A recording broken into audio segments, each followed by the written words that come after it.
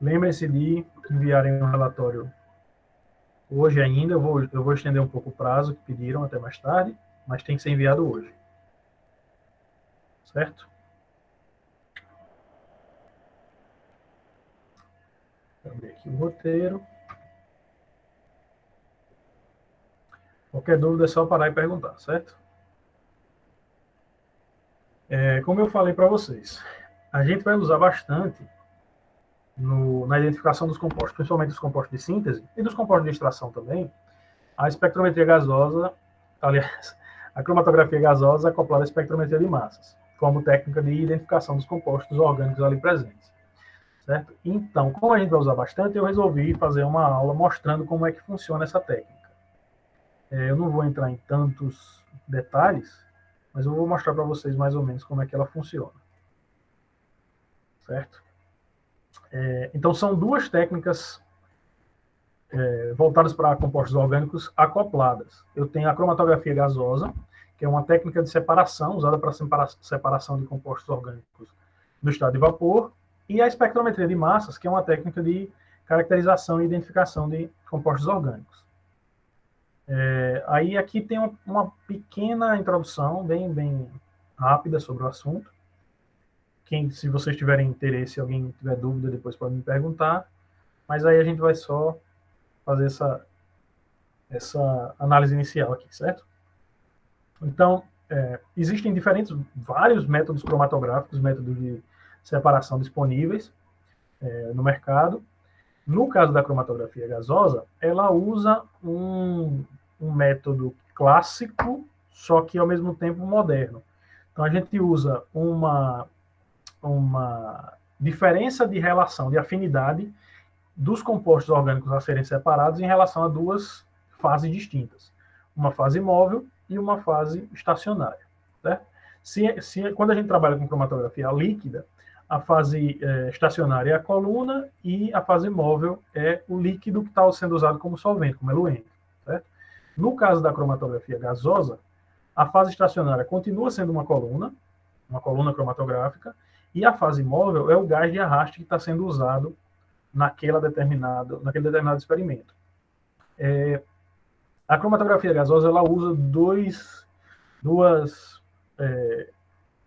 parâmetros principais para separar os compostos orgânicos. Certo? A coluna é um fator importante, como eu falei, né? A afinidade do material em relação à coluna é importante para a separação, mas no caso da gasosa, a diferença de volatilidade dos compostos presentes numa mistura é mais importante do que qualquer outra coisa, certo? Então, normalmente a gente faz uma corrida cromatográfica em cromatografia gasosa com um gradiente de temperatura. Então, eu inicio numa temperatura mais baixa e vou elevando a temperatura aos poucos. Assim, quando eu tenho componentes que entram em ebulição a temperaturas diferentes, aqueles que têm ponto de ebulição mais baixo, ou pressão de vapor mais alta, elas vão entrando para o estado de vapor primeiro, passam pela coluna e chegam ao detector.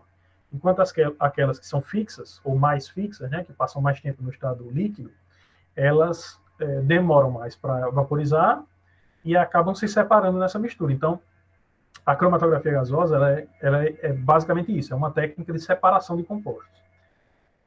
Depois que esses compostos presentes numa mistura são separados numa coluna cromatográfica, eles atingem o detector, o espectrômetro de massas, e nesse detector eles vão sofrer a ação de um feixe de elétrons de alta energia. Esse feixe de elétrons ele vai ionizar cada uma das moléculas e fragmentá-la, e depois disso ele passa por um separador de íons e chega ao detector, e no final o equipamento monta para mim um espectro de massas que vai me mostrar como aquela molécula se fragmenta. E aí eu não vou entrar em mais detalhes, mas conhecendo os mecanismos envolvidos na espectrometria de massas e em química de compostos em fase de vapor, eu consigo ter uma noção bastante interessante de quais são aqueles compostos que eu estou detectando. Certo? Então, é uma técnica que ajuda na caracterização e na identificação de compostos orgânicos. A combinação dessas duas técnicas, ela traz diversas vantagens, né? Ela ela se transforma num método extremamente poderoso, porque se eu tentar, por exemplo, se eu tiver uma mistura com 10 compostos e eu tentar fazer análise por espectrometria isolada dessa mistura, eu vou ver um espectro completamente bagunçado, assim, eu não vou saber a qual composto pertence qual fragmento. Quando eu uso a espectrometria, quando eu uso a cromatografia antes da espectrometria, eu consigo separar os compostos e eles atingem o detector aos lotes, né? Um composto por vez. E aí eu consigo fazer a análise de um espectro de massas de um componente puro dentro daquela mistura. Isso facilita bastante a minha identificação dos compostos. Certo? Eu não vou falar muito sobre como funcionam os mecanismos. Se vocês tiverem curiosidade, depois eu posso conversar um pouquinho mais. E depois, quem for pagar a disciplina de métodos vai ver comigo essa técnica. Aí eu vou mostrar para vocês como é que funciona o equipamento, como é o preparo da amostra. Ele é basicamente bem simples, o preparo de amostra. Então a gente usa um cromatógrafo gasoso, nesse caso aqui um da Shimatsu, um recipiente, um tubo próprio para cromatografia gasosa, um solvente para diluir o meu composto ou a minha mistura. Via de regra, a gente usa solvente de grau HPLC, eu preciso de solvente ultra puro, porque a técnica é muito sensível. Então, qualquer contaminante presente no solvente vai atrapalhar a minha análise.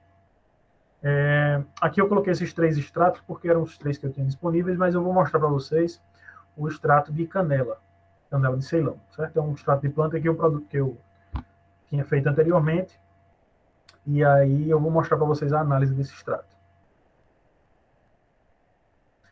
E aí a gente vai usar a micropipeta, ponteiras e o equipamento em si.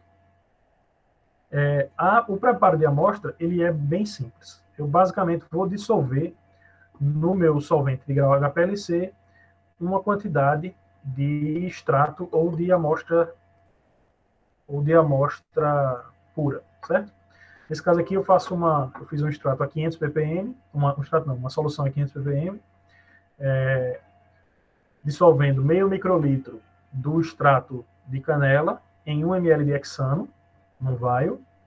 Essa solução ela vai ser homogeneizada para garantir que não tem nenhum precipitado.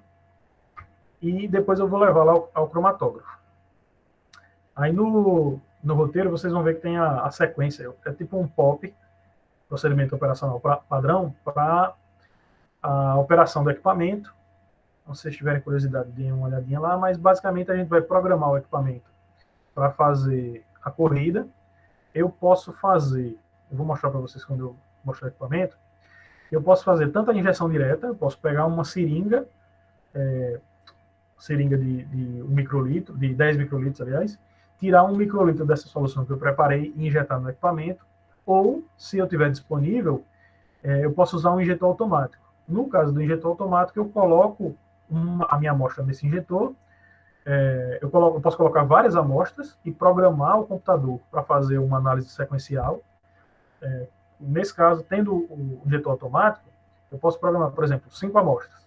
Eu coloco no computador, no lote que eu quero analisar, o nome, né, a identificação de cada uma dessas amostras, o método que eu vou usar, e digo ao computador onde ele vai salvar o arquivo, e aí o próprio sistema faz a injeção da primeira amostra, depois lava a seringa e deixa ela pronta aqui nesse injetor, e no final do procedimento, depois que a primeira corrida acabar, ele prepara o sistema para começar a segunda corrida e vai até acabar aquele lote que eu programei. Certo? Eu vou mostrar para vocês no vídeo como é que funciona esse processo. E aí vocês veem o POP, né? De como funciona a técnica no equipamento. E aí, no final da corrida, esses sinais que são detectados pelo equipamento, eles são traduzidos para o computador, e o computador monta um espectro, um cromatograma, e para cada pico cromatográfico ele gera um espectro de massas associado àquele composto que atingiu o detector. E aí eu consigo estudar o perfil de fragmentação daqueles compostos e, a depender da situação, fazer a identificação deles. Tem algumas referências. Dúvidas até aqui? Não, né? Alguém que já trabalhou com cromatografia, seja líquida, gasosa, papel? Em papel. Em papel, em CCD, né? É um princípio muito parecido. A cromatografia gasosa, a professora Jadiriane, certo? As técnicas cromatográficas, de forma geral, elas têm princípios semelhantes, certo? Então, o princípio que eu tenho na CCD, por exemplo, na cromatografia em camada delgada, é semelhante ao princípio da cromatografia gasosa. Eu tenho uma fase estacionária, uma fase imóvel, e eu vou ter compostos que são arrastados pela fase imóvel ao longo da fase estacionária, e assim eles vão sendo separados, certo? Claro, há uma diferença muito grande entre um pedaço de placa cromatográfica e um equipamento de cromatografia gasosa, obviamente. Mas o princípio, né, a base daquela técnica é basicamente a separação entre essas duas fases.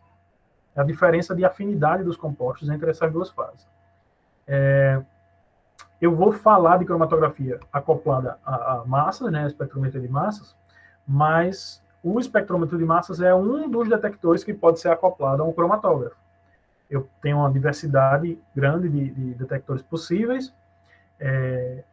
Uns são mais usados para cromatografia líquida, outros mais usados para gasosa, mas, enfim, vai depender das possibilidades que você tenha no laboratório que você está trabalhando, né?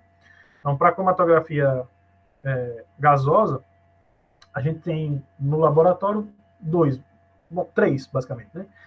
A gente tem o espectrômetro de massas, tem o FID, que é de detector por ionização em chama, e tem o EAG, que é um detector que é usado para dentro da ecologia química, principalmente quem trabalha com semioquímicos, ele é um detector que usa a antena do inseto como detector. Mas isso aí eu explico depois se vocês tiverem curiosidade.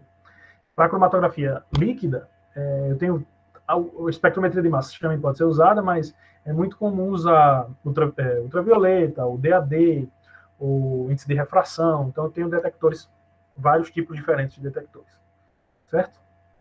A ideia da combinação de uma técnica cromatográfica com um detector é basicamente essa. Eu quero separar os compostos de uma mistura e obter informações estruturais sobre aqueles compostos. Então, vamos dar uma olhadinha no procedimento em si. Bom, então, como eu falei para vocês, eu preciso de solvente grau HPLC. Quanto mais volátil esse solvente, melhor. Por exemplo, eu poderia usar um álcool, isopropanol, sei lá, por exemplo, grau HPLC. Só que quanto mais polar, quanto mais alto for o ponto de ebulição do solvente, mais fácil dele atrapalhar a minha análise, porque ele vai aparecer no espectro, certo? Então, a gente tende a usar, principalmente com compostos apolares, tende a usar solventes de baixa polaridade e altamente voláteis. Então, principalmente hexano, grau HPLC, e diclorometano, grau HPLC. Então, vou colocar o solvente, o diclorometano, em um vial. Eu vou mostrar para vocês o que é o vial. O vial é um frasquinho de 1,5 ml que a gente usa para colocar nossas amostras que vão ser analisadas no GC.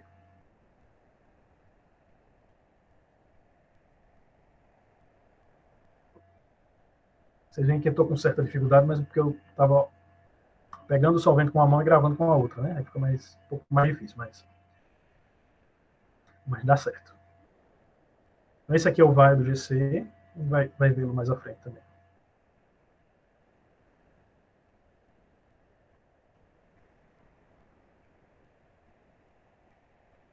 Aqui, por enquanto, eu só tenho meu solvente. E aí eu vou colocar a amostra que vai ser analisada. Essa amostra, ela tem que ser muito diluída. Se eu colocar uma amostra muito concentrada, eu posso saturar o detector. O detector do espectrômetro de massas ele é extremamente sensível. Então, uma amostra da ordem de ppm é suficiente para a gente conseguir fazer uma boa análise. Se eu colocar uma amostra muito concentrada, eu tenho dois problemas. Um no cromatógrafo, a amostra pode começar a precipitar e se depositar na coluna, e outro no detector, que ela pode também sujar a fonte de ionização ou o detector em si, né, o espectrômetro de massas em si. Então, a gente coloca 1 ml do solvente, nesse caso aqui, para meio litro do extrato. Vou adiantar aqui, porque não vai dar para vocês ouvirem o que eu estou falando.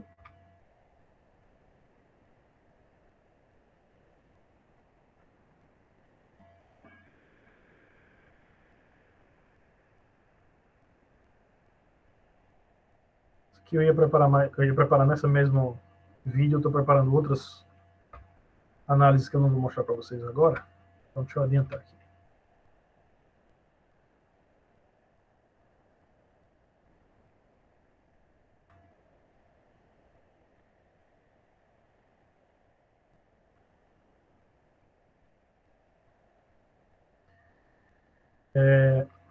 Eu posso escolher esses diferentes solventes, né?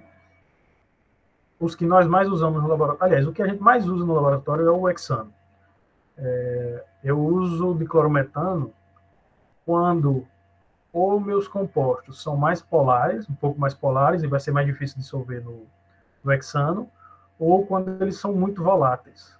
O ponto de ebulição do hexano é 66, se não me engano, é acima de 60, e o ponto de ebulição do diclorometano é abaixo de 40. Então, se eu tiver um composto que é muito volátil, eu uso o dicloro para que ele não saia na corrida, né? E aí, para preparar a amostra, eu já coloquei o solvente no vaio. Eu vou pegar com uma micropipeta, meio microlitro do produto, né, do extrato. Vou dissolver no meu solvente de grau HPLC e a amostra, depois para ser levada ao cromatógrafo.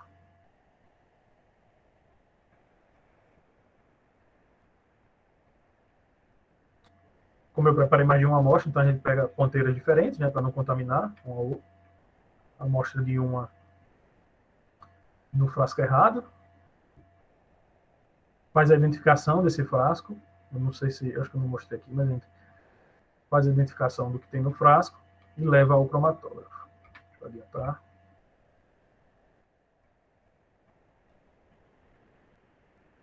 Então, a preparação da amostra para análise no cromatógrafo é assim, é muito simples.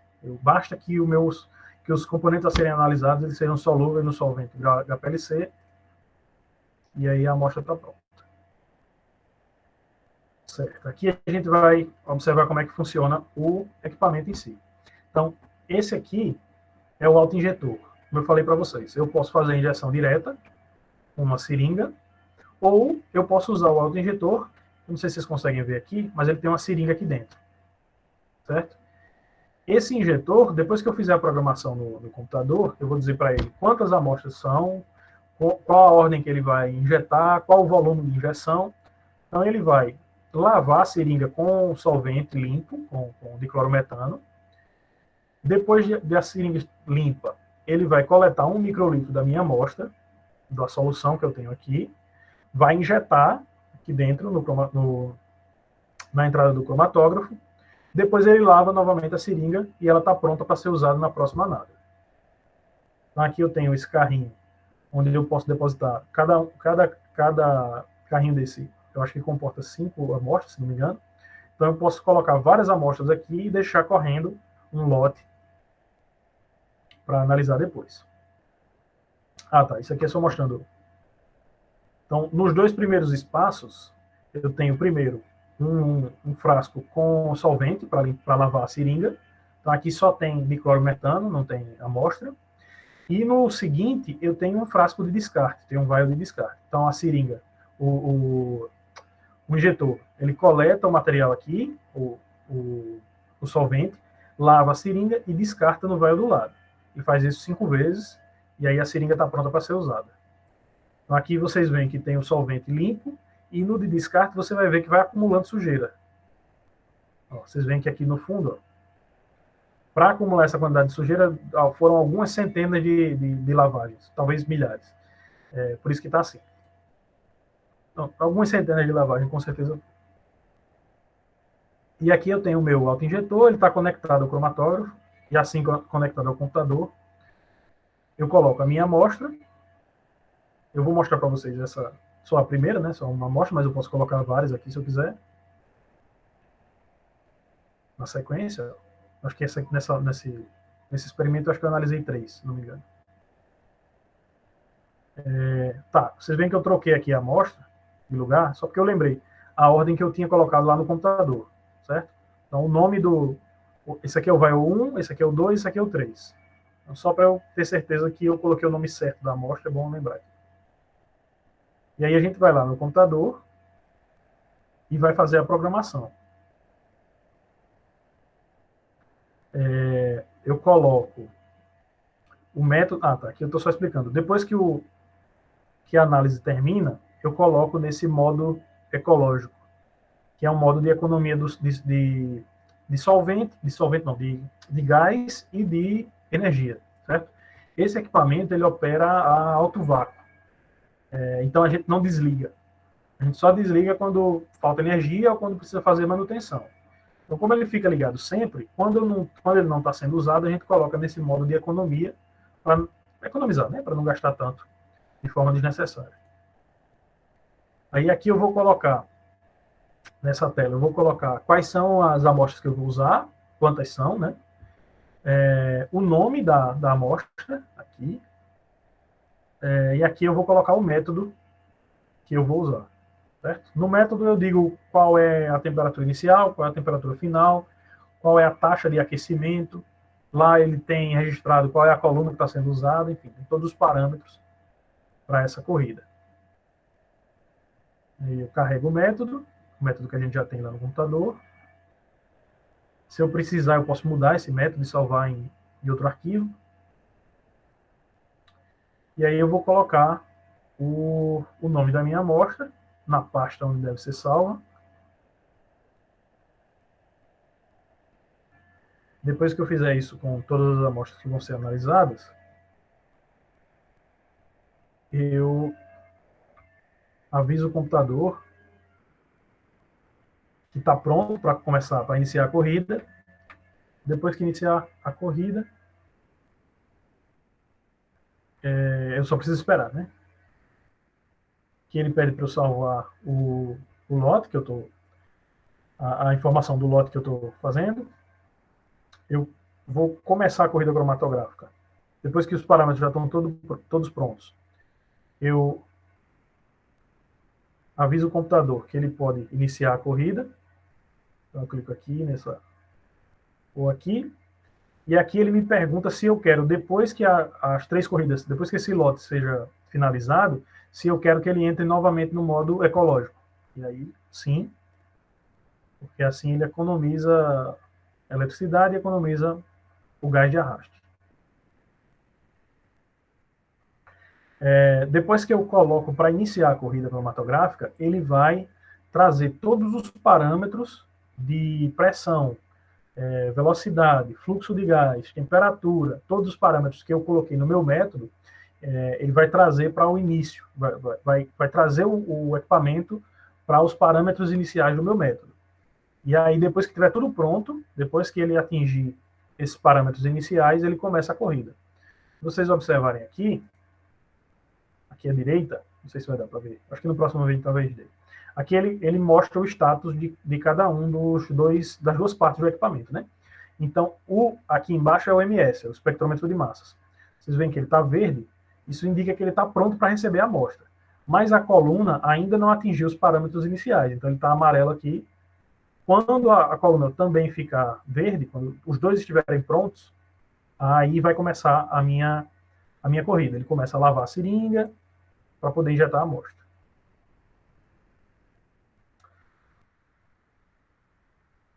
Isso aqui é mostrando.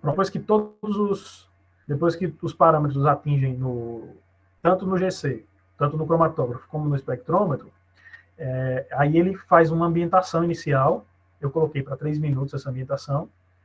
Vocês veem que aqui em cima ele ainda diz que não está pronto para iniciar a corrida, porque ele está fazendo essa ambientação. Quando acabar esse tempo, aqui vai aparecer que está tudo pronto e que a corrida pode iniciar. Deixa eu ver se ele mostra aqui. Esse tempo de ambientação foi 3 minutos, ele disse que está pronto. Depois que ele disser que está pronto, o equipamento está pronto. Aqui vocês vão ver que os dois ficam verdes. Tanto o GC quanto o Massa estão prontos. E aí ele vai começar o processo de lavagem aqui da seringa no injetor, certo? Então, ele lava a seringa, descarta, pega mais solvente, lava de novo, descarta, faz isso 5 vezes. Depois que ele fizer essa lavagem,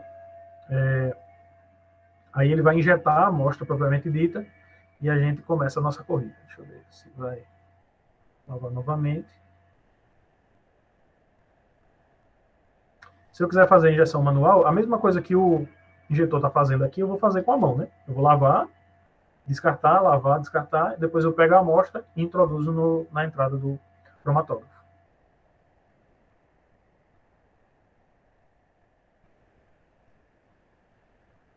Deixa eu ver se ele vai injetar já. A injeção é bem rápida, demora um pouquinho só para ela fazer essa lavagem no começo.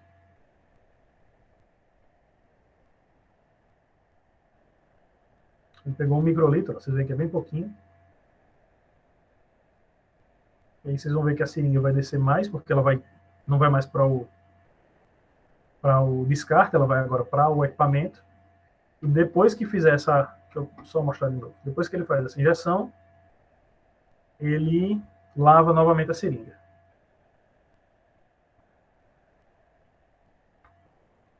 Opa, acho que foi muito. Depois que ele faz a injeção, ele lava novamente a seringa. E aqui ele começa a corrida. Vocês veem que o tempo já está começando a contar. Aqui os dois estão correndo, né? Tanto o cromatógrafo quanto o espectrômetro de massa estão preparados para receber a amostra. E agora eu só espero acabar essa corrida para poder fazer a minha análise, certo? Dúvidas até aqui? Não? Beleza. Esse videozinho ele mostra só... Eu falei que eu não ia cobrar de vocês como é que funciona, quais são os mecanismos, mas eu queria só mostrar para vocês de forma bem geral, assim, bem superficial, como é que funciona o espectrômetro de massas. Então, esse desenho aqui é a ilustração da fonte de ionização do meu espectrômetro. Então, os compostos, eles passam pela coluna cromatográfica, eles vão ser separados, e depois de serem separados, eles vão chegar à fonte de ionização desse espectrômetro. Chegando à fonte de ionização, eles vão chegar como moléculas neutras, eles vão sofrer a ação de um feixe de elétron de alta energia, de 70 elétron-volts, e vão ser ionizados e fragmentados, certo? Então o vídeo explica mais ou menos isso. Tem molécula neutra que vai chegar, o íon positivo e o elétron que vai sair. A amostra, ela chega no estado de vapor, né? Ela vem da coluna cromatográfica, então ela vem no estado de vapor, atinge a fonte de ionização. Aqui em cima eu tenho um filamento, esse filamento pode ser normalmente de tungstênio, pode ser de ródio também. A molécula neutra chega, o filamento de Rênio, aliás, o filamento de alta energia, ele vai bombardear, né, ele vai sofrer a ação desse feixe de elétrons, a energia ela se acumula na molécula, e para que ela seja liberada, para que como válvula de escape dessa energia que se acumula muito, eu tenho a liberação de um elétron, certo? Tem a liberação de um elétron. Essa molécula que sobra, esse íon que sobra, ele sobra na forma de um cátion radical. Ele perdeu um elétron, então ele é um radical, e ele está com deficiência de elétron, já que perdeu um, não tem carga positiva, certo? Só que essa energia de 70 elétron-volts, ela é muito alta. Ela é muito maior do que a energia necessária só para ionizar a molécula. E para dissipar mais essa energia, o que acontece é que a molécula se fragmenta, ela vai quebrando em pedaços menores. Esse íon formado, tanto esse íon maior, quanto os pedaços menores desses íons, quanto esses fragmentos, eles vão ser repelidos por uma placa aqui, uma placa com carga positiva, eles vão ser repelidos e vão ser direcionados para o analisador de massas. No caso do GCMS, normalmente você usa um quadrupolo, certo? Nesse quadrupolo, os íons vão ser separados em função de suas razões massa-carga e vão atingir um detector. Quando eles atingem o detector, o computador lê e me mostra qual é a razão massa-carga de cada um daqueles íons que atinge, e assim eu consigo analisar depois, certo?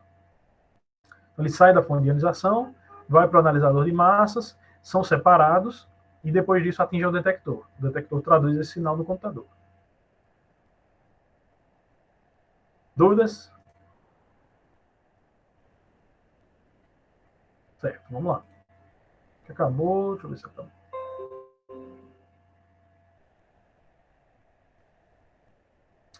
Tá, esse vídeo aqui é mais uma explicação, certo? Deixa eu adiantar isso aqui um pouquinho.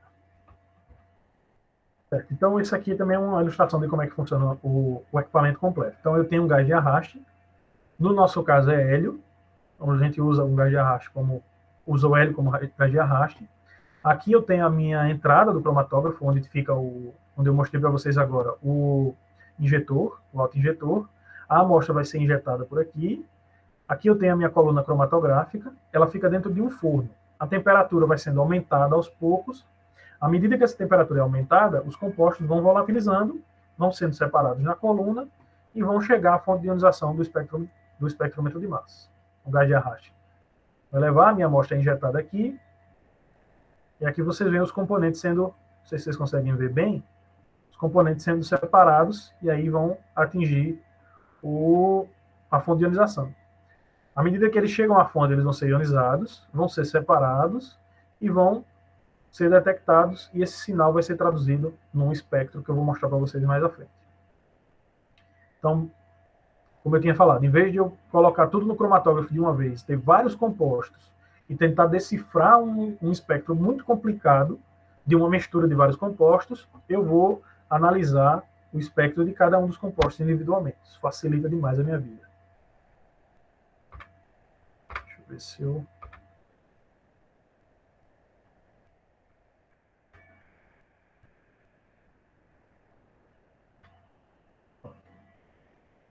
A junção dessas duas técnicas é que torna esse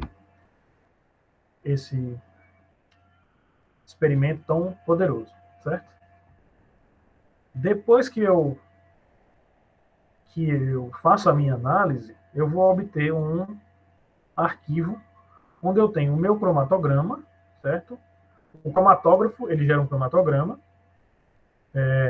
e para cada pico cromatográfico, eu tenho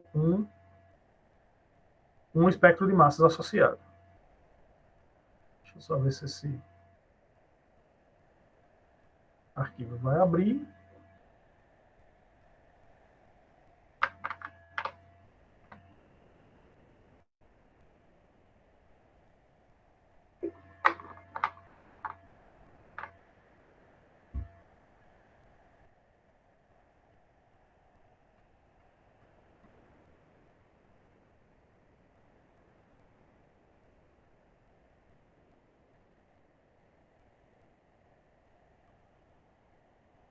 Certo.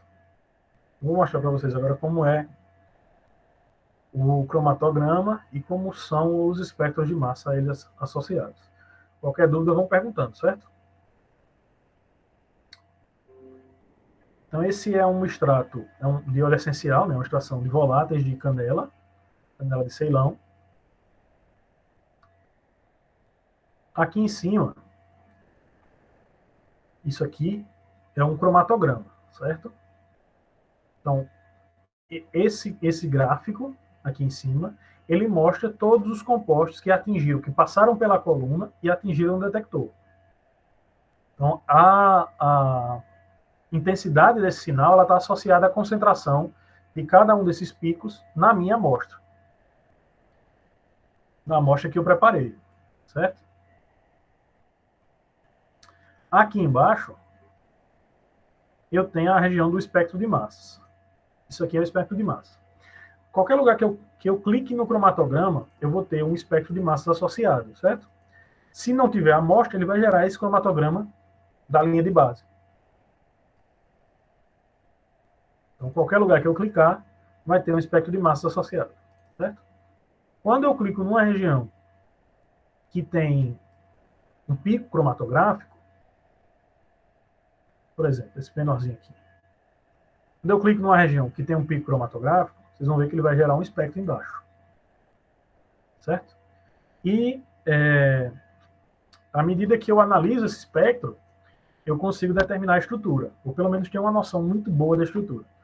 Eu não vou entrar em detalhes para vocês, mas, por exemplo, aqui eu já sei que esse composto é aromático, que provavelmente ele tem uma carbonila ligada ao anel, e aí a gente vai olhando mais ou menos como funciona a estrutura dele, certo? Deixa eu dar uma olhadinha aqui. Eu não vou entrar em detalhes na fragmentação, mas além da fragmentação em si, uma coisa que a gente vai usar é o equipamento. Quando você compra o programa e o equipamento, ele vem com a biblioteca do próprio fornecedor. Essa biblioteca ela vai comparar esse espectro real aqui, esse espectro que a gente obteve na análise, com os espectros que ela tem armazenado. E vai dizer, ó, eu tenho uma probabilidade X de ser composto 1, ou 2, ou 3, ou 4, certo? Então, quando eu faço a busca na biblioteca, deixa eu ver se ele já vai aparecer aqui. Vai, pronto. Quando eu faço a busca na biblioteca, ele vai me mostrar que eu tenho aqui nessa coluna, eu tenho 96% de similaridade entre o espectro que eu tenho aqui, do meu composto, e o espectro do álcool fenilbenzílico, por exemplo. Então, já olha aqui. Me enganei, não era a carbonila, era a hidroxila, próxima do anel aromático. Então, ele me sugere estruturas possíveis para esse espectro que eu estou observando, certo?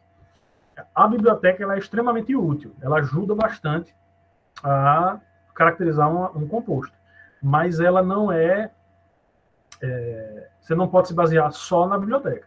Você tem que observar os dados cromatográficos, tempo de retenção, volatilidade, tem que observar o perfil de fragmentação daquela molécula e, de preferência, comparar com um padrão.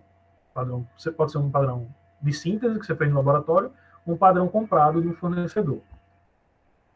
Vocês vão ver aqui que eles têm...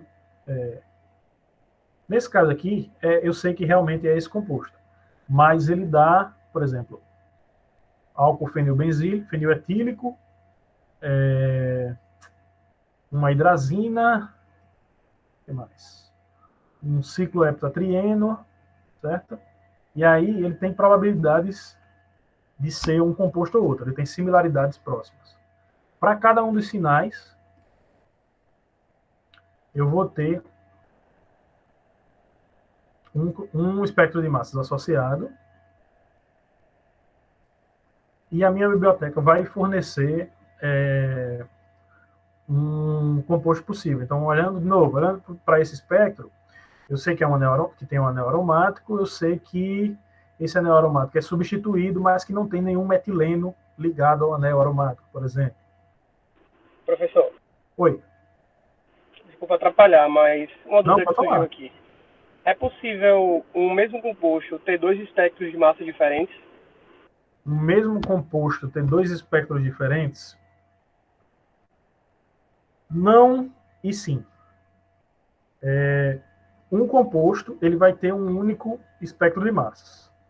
Só que dentro da coluna cromatográfica tem alguns, aliás, não só dentro da coluna cromatográfica, mas alguns compostos eles têm, eles sofrem degradação térmica, certo? Então dentro da coluna, à medida que a temperatura aumenta, ele pode sofrer um rearranjo sigmatrópico, por exemplo. E aí esse aumento de temperatura ele faz com que eu coloquei uma estrutura no cromatógrafo no início, só que ao longo da corrida eu tenho duas. Deixa eu dar um exemplo.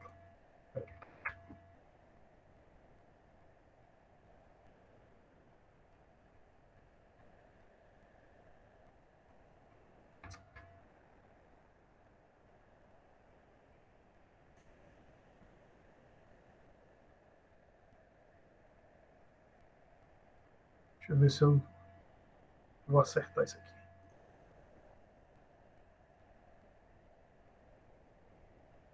Peraí, viu?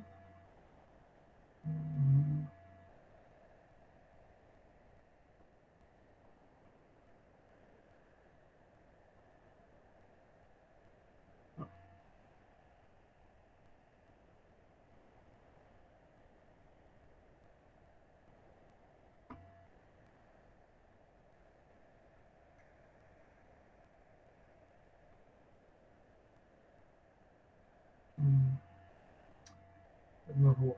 Deixa eu pegar um mais simples para não errar. Se eu tiver, por exemplo,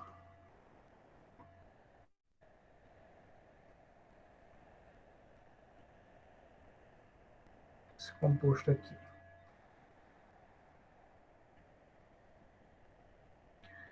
Eu posso ter uma reação de Heterodiesalder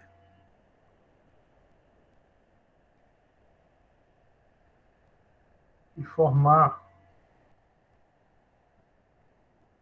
isso aqui. Cadê?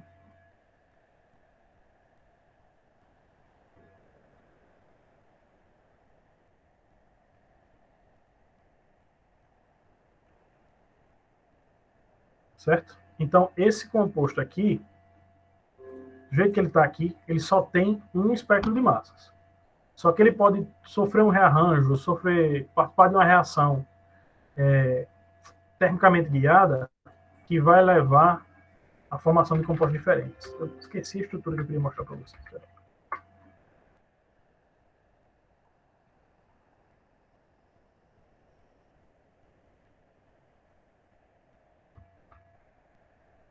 Essa é essa.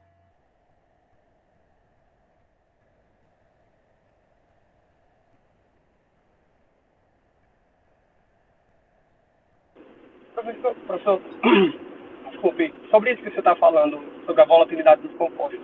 Então a gente pode concluir que compostos mais voláteis, a cromatografia em si ela é menos precisa, ela é menos exata? Não, a informação que a cromatografia vai lhe dar, ela diz respeito às características físico-químicas daquele material, ponto de ebulição, pressão de vapor e afinidade à coluna, certo? Se eu tiver um padrão, eu posso, por exemplo, digamos que eu comprei na Aldrich o padrão do eugenol. Eu tenho uma planta, eu quero saber se ela produz eugenol. Eu faço uma corrida daquele padrão e vejo se dentro dos meus compostos ali naquela planta, algum deles tem o mesmo tempo de retenção do padrão, do eugenol, certo? O eugenol produzido pela planta e o eugenol sintético, eles vão ter o mesmo tempo de retenção. Então, eu confirmo a identidade daquele composto. Certo? Só que isso só funciona se eu tiver o padrão. A informação cromatográfica isolada, ela não me diz muita coisa, certo? O que eu vou fazer eu vou comparar a informação cromatográfica com a informação cromatográfica, a informação da minha biblioteca e o perfil de fragmentação que eu observo, certo? Se esses três fatores me apontam para o mesmo composto, é provável que aquele composto seja realmente o que eu estou procurando. Vê se a Sara quer perguntar alguma coisa?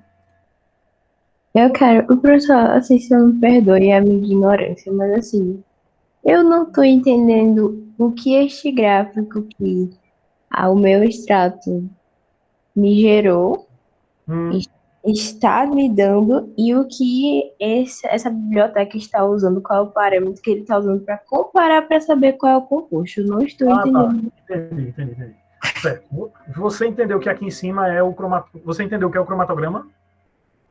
Pois é, eu acho que sim, que eu sou muito ignorante para saber que eu não sei direito também o que é de fato um cromatograma. Eu acho que todo mundo tá no mesmo barco que eu. E Tá. também Mas estou não é bem. ignorância nenhuma, não. Tem que perguntar mesmo, tá certo isso. Eu tô sendo bem sincera, que eu não sei nada, porque o máximo Tem que que eu fiz perguntar, fica à vontade. foi mais molhar um papel aí, foi o máximo que eu fiz. Digamos que eu tenha numa mistura de compostos, eu tenha 4 compostos diferentes, certo? No todo, sei lá, eu tenho 1 grama de extrato. Desse 1 grama de extrato, 300 miligramas é o composto A, 400 é o composto B, 150 é o C, 150 é o D, certo? Então, eu tenho 30% de A, 40% de B e 15% de cada um de C e D. Beleza? Estão acompanhando? Sim, senhor. Pronto. No cromatograma, que é esse aqui de cima, ele vai me mostrar essa quantidade relativa, certo? O pico que aparece maior, esse número 3 aqui, ele é maior, ele é mais intenso, porque no meu extrato ele estava em maior quantidade. Então, chegam mais moléculas iguais. Aqui eu tenho um conjunto de moléculas iguais, certo? Essas moléculas seriam o meu composto B, no exemplo que eu dei, certo? O de maior porcentagem. Então, quando chega no detector, toda molécula que é igual a essa vai chegar nesse mesmo tempo, vai chegar junto aqui. E aí o meu detector, ele me traduz isso nesse sinal. Quanto mais chegar, maior a quantidade, quanto maior a proporção do material que chega ao mesmo tempo, maior a intensidade desse sinal, certo? E aí depois eu consigo relacionar essa intensidade relativa à proporção daquele composto na minha mistura. Beleza até aqui? Tranquilo. Certo. Esse cromatograma, aliás, os dois são, mas vamos no cromatograma primeiro. Ele é um somatório, certo? Se eu tenho, digamos que o composto 1, nessa mistura toda, eu tenho 5%. E o composto 3, eu tenho 40%. Então, vocês veem que o sinal de 3 é proporcional à quantidade que ele está na amostra. Beleza? Pronto. Então, aqui eu tenho um conjunto, para cada pico desse, eu tenho um conjunto de moléculas iguais. Certo? Então, olhe para o espectro aqui embaixo. Dentro desse pico cromatográfico, cada molécula que atinge, cada íon que atinge o detector, ele vai gerar um espectro de massas. Então, digamos que eu tenha... Vamos pegar esse composto aqui. O espectro de massas, vocês lembram que eu falei que eu ionizo a molécula? Então, digamos que eu ionizo essa molécula, eu tire um elétron dela. Deixa eu mostrar aqui para vocês.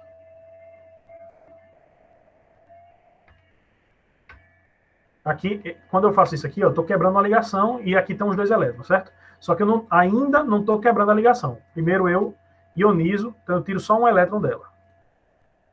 E ela fica como um cátion radical. Ela fica com carga positiva.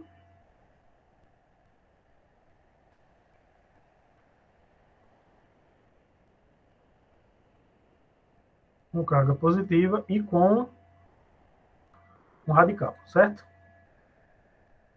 Então, perdeu um elétron. Então, é um cátion radical.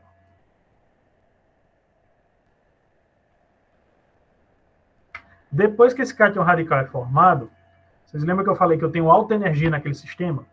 Eu tenho 70 eletronvolts de energia. Para arrancar esse elétron, eu preciso, em média, entre 8 e 15 eletronvolts. Então, sobra bastante energia. Para onde vai essa energia? Ela vai quebrar as ligações. Eu não vou entrar em muitos detalhes, mas vocês vão ver isso lá quando forem estudar métodos. Então, ela vai quebrando as ligações, certo? À medida que ela quebra as ligações, digamos que ela quebra essa ligação aqui. Aí eu perco um hidrogênio. E a massa desse composto vai descendo. Então, esse fragmento aqui, com carga positiva, a carga positiva vai ficar aqui, vai ter uma massa. Essa massa eu vou ver naquele espectro lá embaixo, aqui, ó. Isso aqui, o espectro, é um conjunto de fragmentos formados a partir de uma determinada molécula. Então, essa molécula vai quebrando.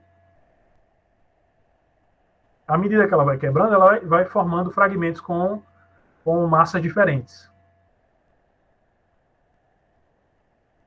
Deixa ele... Demora um pouquinho para fazer aqui. Certo? Vai formando fragmentos com massas diferentes. E é isso que eu vou ver no meu espectro.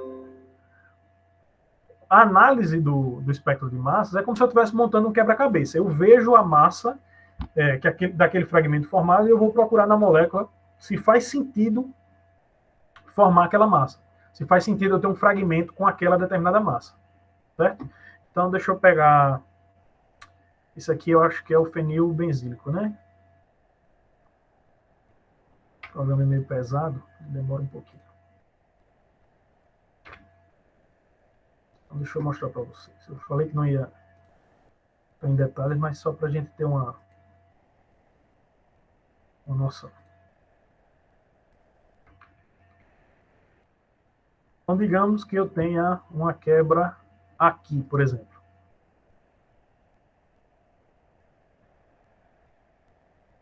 Certo?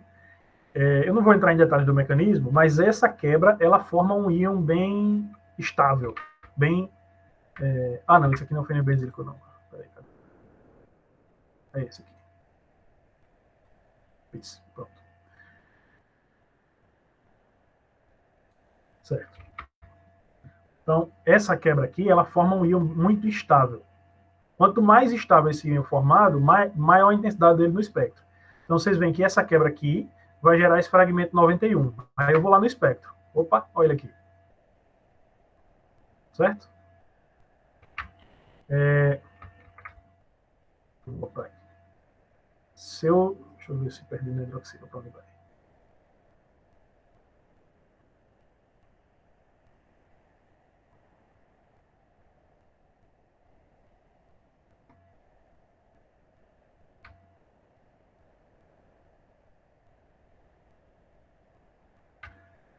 A massa total desse composto é 122, certo? Olha o 122 aqui. Beleza? Então, o que é que esse espectro vai me mostrar? Ele vai me mostrar onde são as quebras que acontecem em cada uma das moléculas. E aí eu faço a identificação dessas moléculas através dessa, montando esse quebra-cabeça. Entenderam?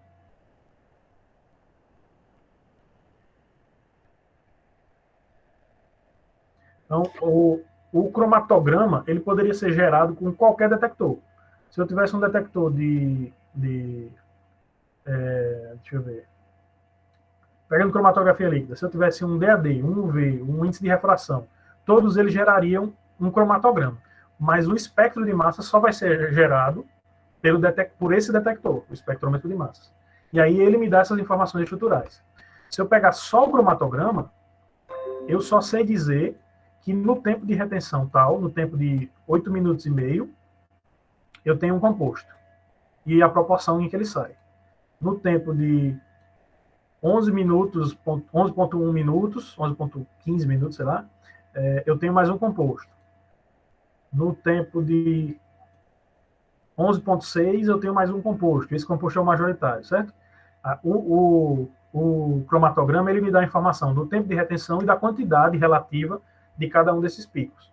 O espectro de massas é que me dá a informação estrutural.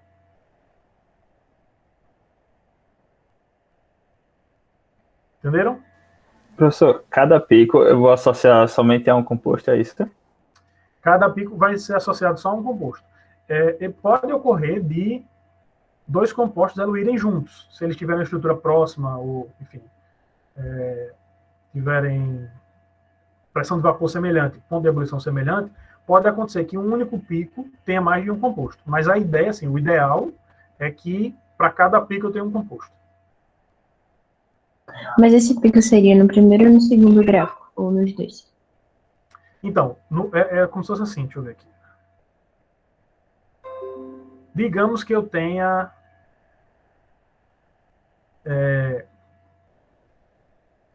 no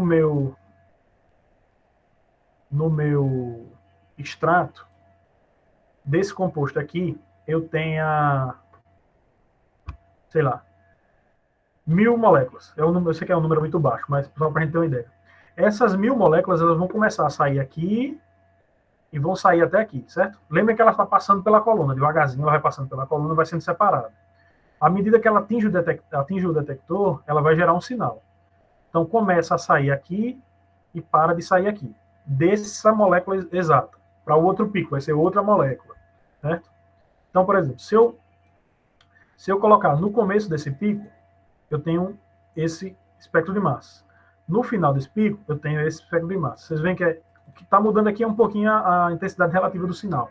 Mas é o mesmo composto. Se eu colocar fora do pico, ó, já não tenho mais. Entendem? Dentro desse pico aqui, eu tenho um conjunto de moléculas iguais, que estão saindo nesse tempo de retenção. Estão sendo separadas e vão gerar esse cromatograma, que é esse gráfico acima. Certo? No de baixo, eu tenho o espectro de massas. Para cada pico cromatográfico, eu tenho um espectro de massas associado. Então, tipo, esse pico aí do gráfico de cima é sempre um tipo de molécula, e embaixo é quebrando as moléculas. É como se fosse o seguinte: aqui em cima eu tenho tenho um conjunto de moléculas iguais. Digamos que eu tivesse, sei lá, o etanol. Então aqui eu tenho milhares de moléculas de etanol, teria, né? Milhares de moléculas de etanol.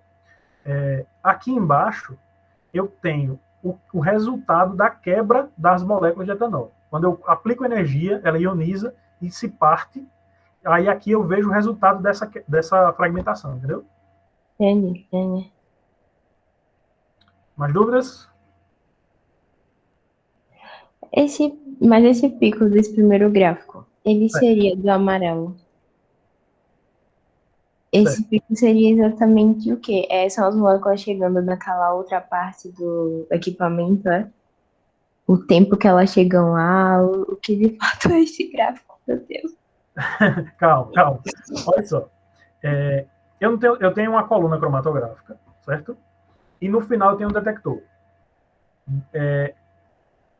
Cada uma dessas moléculas, ou conjunto de moléculas, ela vai levar um tempo para atravessar a coluna e atingir o detector, certo? Quando ela atinge o detector, ela gera um sinal. Cada molécula que atinge o detector gera um sinal. Esse sinal vai sendo acumulado aqui em cima. Quanto mais moléculas iguais eu tenho, maior o tamanho desse sinal, certo? Em área, maior a área desse sinal. Então, esse gráfico de cima, ele me diz exclusivamente que, nesse tempo, eu tenho um conjunto grande de moléculas iguais que estão atingindo o detector. Certo? Entendi.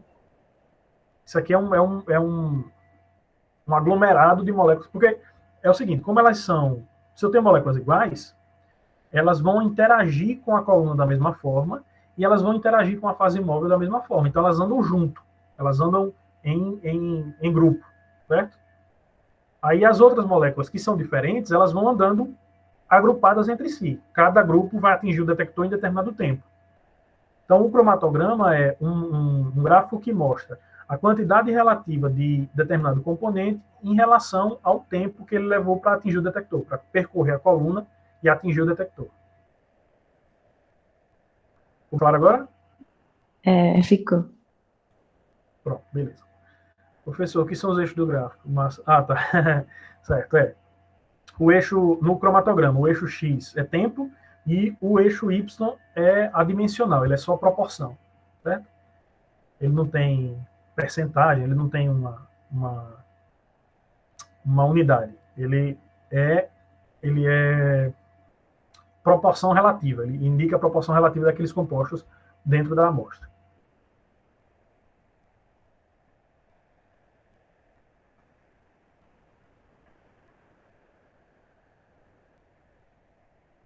Não, isso aqui é um extrato só, extrato de canela de Ceilão. Canela, aquela canela que você vende a casca do caule. Eu gosto no café, por exemplo, mas a gente gosta em doce.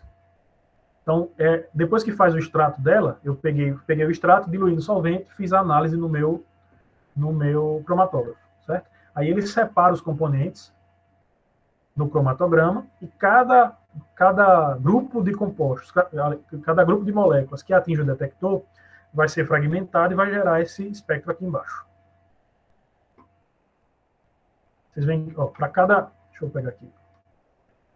Para cada pico, para cada grupo de moléculas, eu vou ter um espectro diferente.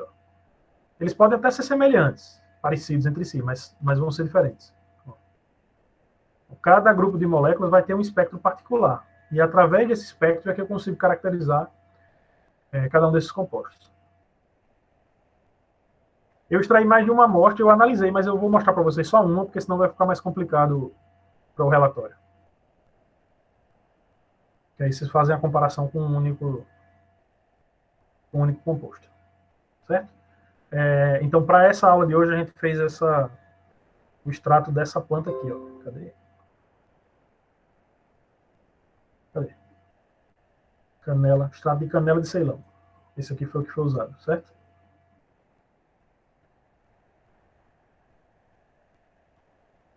Entenderam? Certo.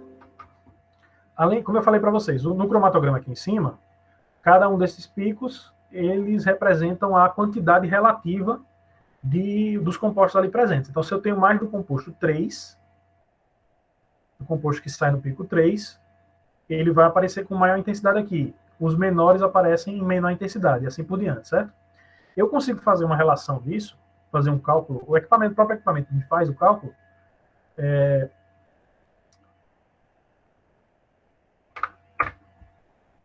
aí ele vai me mostrar a área relativa desses compostos. Certo.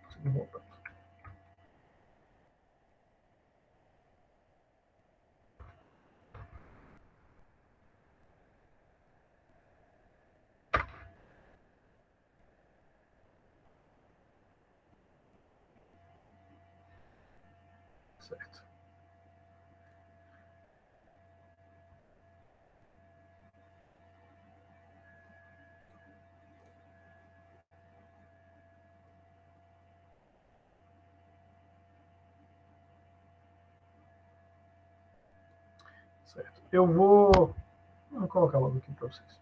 Certo. Vocês, então, quando eu faço a análise desses sinais, eu vejo aqui, vou fechar isso aqui e abrir de novo, só para não dar erro.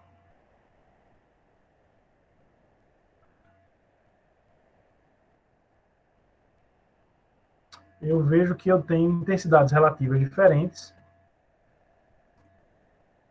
e eu tenho como calcular a proporção de cada um desses picos dentro do meu extrato.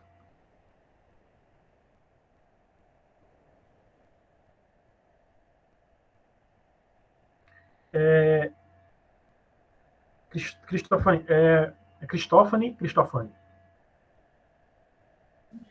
Problema não, pode ser qualquer forma de pronunciar. Só para não, mas como é que fala? O nome é seu, quem diz é você, como é que pronuncia? Não tem problema não. Mas, professor, quando o pessoal estava perguntando, não quis perguntar para não ficar muito em cima. Mas tipo, qualquer amostra eu posso passar no equipamento ou tem alguma restrição? Eu preciso que os compostos sejam, via de regra, apolares e voláteis, certo? Se eles forem polares, eles precisam ser pequenos. Porque a restrição os compostos têm que ser voláteis ou volatilizáveis. Então, por exemplo, na faixa de temperatura que a gente trabalha lá, vai até em torno de 300 graus no forno. Então, se eu tiver um composto que não entra em ebulição nessa faixa, até 300 graus, ele vai ficar preso na coluna, então eu não posso colocar, certo?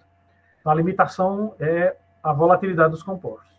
Eu também não posso colocar nada que seja fortemente ácido ou fortemente básico, porque ele dissolve a coluna. Mas, se não for isso, se eu tiver um composto que seja volátil e não seja corrosivo, eu posso usar, sem problema. Sim, quanto aos voláteis de querosene ou gasolina, por exemplo, tanto a querosene como a gasolina, o petróleo, enfim, ela tem uma mistura grande de compostos orgânicos. A diferença de querosene para gasolina é o tamanho médio das cadeias que tem ali, certo? A querosene, agora eu estou com medo de falar errado, mas se eu não estou enganado, os compostos de cadeia mais longa estão na querosene e de cadeia um pouco menor estão na gasolina. Posso estar enganado, mas eu acho que é isso. Em média, na gasolina, você tem isômeros do octano, né? 8, tem alguns menores, alguns um pouco maiores, mas não tem muita variação. Se eu colocar uma amostra de gasolina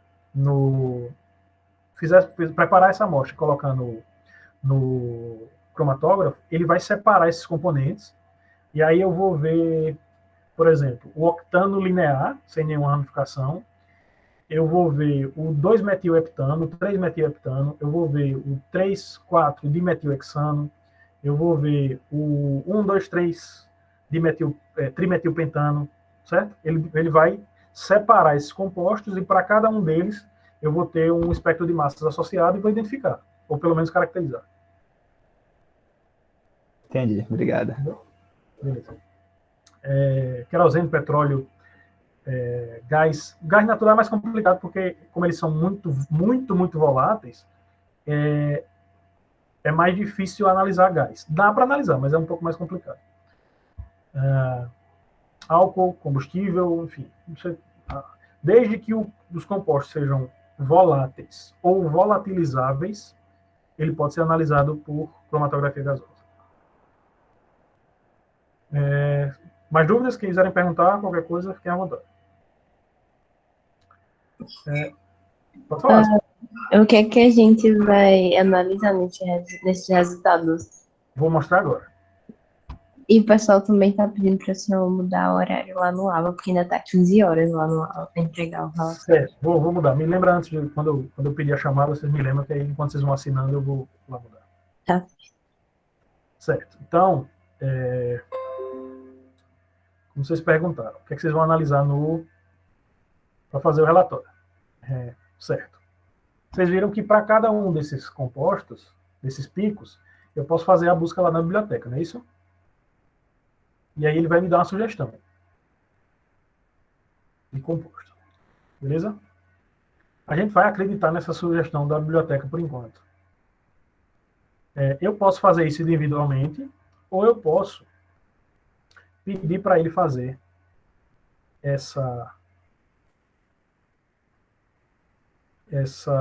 análise. E aí ele coloca os nomes dos compostos que ele sugere aqui, certo? Então, aqui, por exemplo, eu tenho 7 picos cromatográficos. Quando eu jogo na biblioteca e peço para ele gerar esses nomes, ele vai me mostrar quais são as sugestões mais similares. Ah, tá, eu acho que eu falei não sei se eu falei, mas se eu não falei, eu vou falar agora. Esse aqui de cima, ó, vocês veem que quando eu coloco na biblioteca, eu tenho 3 espectros aqui, certo? Então, esse aqui de cima é o meu espectro. O espectro que a minha amostra gerou. Esse aqui, certo? Aqui embaixo, eu tenho essa lista aqui, e aqui embaixo eu vou ter os espectros dos compostos que ele tem na biblioteca. Então, se eu clicar em compostos diferentes aqui, vocês vão ver que o espectro vai mudando um pouco. Estão vendo aí? Certo? O que é que a biblioteca está me dizendo? Qual é a sugestão que ela está me fazendo? Ela tem um espectro armazenado. Então, por exemplo, esse espectro aqui. Vocês veem que tem os mesmos sinais, mas a proporção entre eles é diferente. Né? O espectro é diferente, tá vendo? Então, o que é que a biblioteca me faz? Ela diz, esse composto aqui, ele tem um espectro parecido com o seu, com 81% de similaridade, certo? Pode ser que seja. Tem 81% de similaridade. Só que aqui eu tenho um composto que tem 97% de similaridade. Quando eu clicar nele, vocês vão ver que esse espectro aqui, que é o da minha molécula, ele é igual ao que ele tem na biblioteca. Vocês conseguem enxergar? Os mesmos sinais, 162, 131, 119, 91, e a mesma intensidade relativa entre os sinais. E aí eu vou direcionar a minha identificação para esse composto. Conhecendo a amostra, eu já sei que realmente é esse. Se fosse uma amostra completamente desconhecida, eu ia precisar fazer outras análises para ter certeza, mas eu sei que é o cinemaldeído. O 2-metox cinemaldeído, na verdade, né? E aí eu consigo gerar uma lista de compostos para esse uma lista de nomes para esses compostos. Deixa eu copiar ela aqui.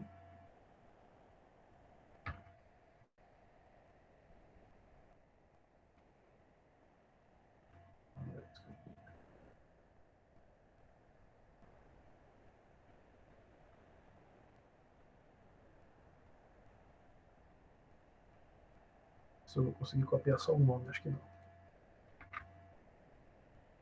Tá. Então, eu tenho uma lista de compostos para esses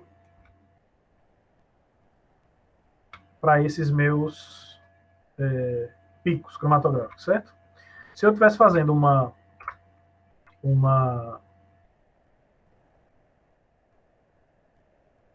um estudo para um artigo, para uma tese, eu ia precisar fazer outros experimentos. Na aula aqui a gente vai acreditar na biblioteca e aí vocês vão fazer análise em cima desses compostos, certo? Eu vou mandar essa listinha aqui para vocês. Coloca lá. Aliás, como está aqui já, quando eu colocar a gravação, vocês podem anotar agora ou vai estar na gravação, certo? Então, essa é a primeira coisa, né? O composto 1, 2, 3, 4, 5, 6, 7.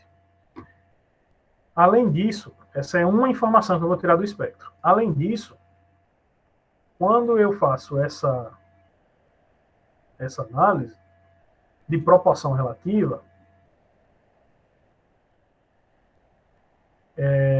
o meu programa, o meu computador, ele vai gerar um relatório sobre esses compostos. Está marcando 8, acho que aqui é o 4.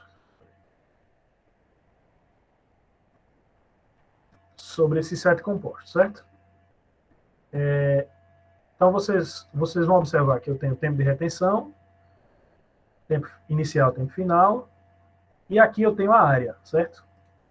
Essa é a área relativa de cada um desses picos. Vocês veem que o pico 3, que é o mais intenso, ele tem a maior área. Vocês conseguem enxergar aqui? Ele tem a maior área.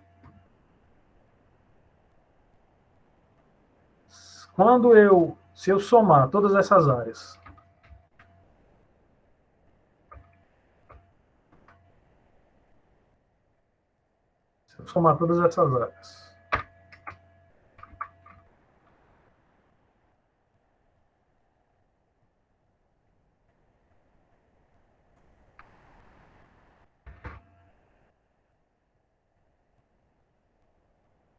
eu vou ter o valor. Lembra que isso aqui é adimensional, né? É uma proporção relativa entre os compostos. Se eu somar todas essas áreas, eu vou ter o valor, o que é o 100% da minha amostra, dos componentes da minha amostra, certo? Se eu pegar cada um desses componentes, pegar esse valor aqui, e dividir pelo total, pela soma deles todos, multiplicado por 100, eu vou ter a proporção, eu vou ter quantos por cento do composto 1 eu tenho na minha amostra. Consegue entender? Sim. Pronto. É como se ele fizesse a integral do gráfico em cima, Exatamente, então? Exatamente. Esse valor aqui de área é a área sobre a curva. Para cada pico desse aqui eu tenho uma gaussiana, certo? Vocês veem aqui que eu tenho uma gaussiana, ele sobe, desce. Então, o computador ele faz a integral, ele faz o cálculo da integral dessa área sobre essa curva e gera um valor em termos de área. A soma das áreas dos 7 picos é o total, é o 100%. E cada uma dessas áreas vão ter tantos por cento em cima disso. Então, se eu somar todos esses valores, eu tenho o valor referente a 100%. Se eu quiser saber quantos por cento do componente 3 eu tenho, eu vou dividir a área do 3 pela área total e multiplicar por 100. Aí eu vou ver que eu tenho tantos por cento de 3, do componente 3. Beleza? Então, entendi, professor. Pronto. No relatório, vocês vão fazer. O que é que vocês vão fazer? Nos resultados, né? Quais são os resultados dessa análise? Eu tenho aqui os compostos de 1 a 7. Eu tenho os compostos de 1 a 7, né? Vou botar 1 a 7. Fica mais.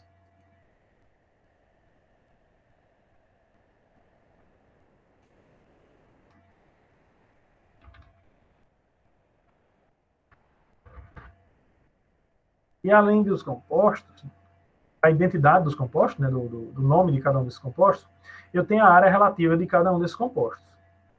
Certo? E quando vocês forem fazer o relatório, vocês vão me dizer quanto de cada um eu tenho e vão comparar com a literatura referente à canela, vocês vão procurar lá na literatura, qual é a composição do óleo essencial de canela.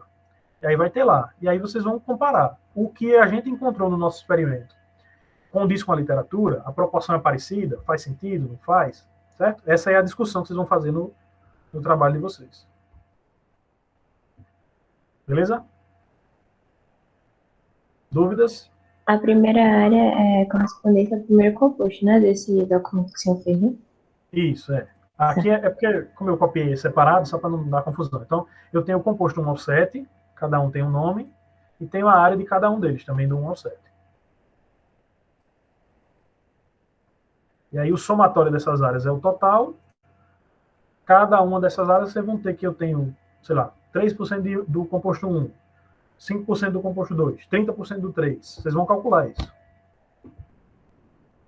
Tem qual é o tipo de canela aqui? Canela de Ceilão, eu esqueci o nome. Se eu colocar aqui, ela aparece. Canela de Ceilão, cadê? Essa aqui. Cinnamomum zeylanicum. Ok. Certo? Cadê?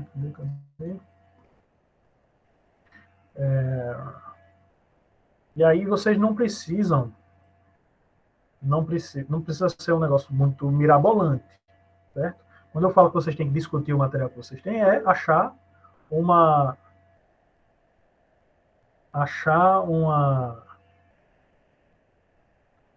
um paper, um artigo, dois, não sei, que trate desse assunto que vocês estão trabalhando para vocês poderem comparar, né? Fazer a análise com a literatura. Eu vou colocar aqui, Larissa, os nomes e as áreas.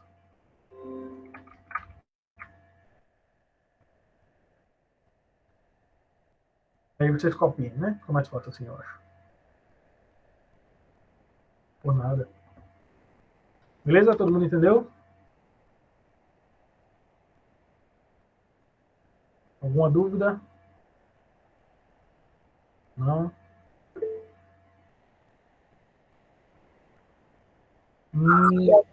Agora não, Vitor. Eu vou... Mas acho que até o final de semana eu coloco, do primeiro relatório. Você ia falar alguma coisa, Sara? Não. Quer dizer que não tem não dúvida, tá tranquilo. Tá. Pronto, então beleza. Coloquem os nomes aqui no chat, por favor. Eu vou parar aqui a gravação.